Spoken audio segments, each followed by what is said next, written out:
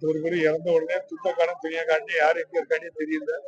ஓடி ஒழிச்சவங்க அந்த தலைவர் முன்னிலையில அங்க இருக்கவங்ககிட்ட நானும் ரவுடி தான்னு சொல்லி வடிவேல் சொன்ன மாதிரி சொல்லியிருப்பாங்க. அதெல்லாம் பெரிய விஷயம். திமுக முன்னாள் அமைச்சர் செந்தில் பாலாஜியை ரவுடி என விமர்சனம் செய்த தாவேக துணை பொதுச் செயலாளர் ஆதவர்ஜுனாவிற்கு சபாநாயகர் அப்பாவு பதிலடி கொடுத்துள்ளார்.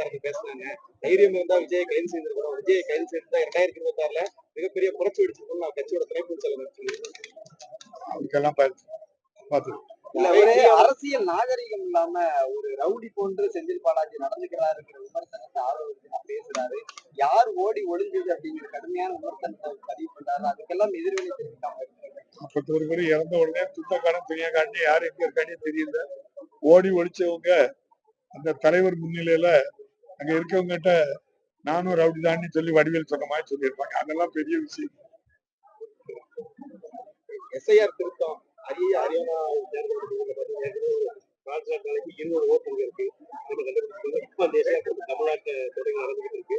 சிறப்பு வாக்காளர் தீவிர திருத்தம் என்ற முறையில் நம்முடைய தேர்தல் ஆணையம் சரியான முறையில் நடைபெறவில்லை.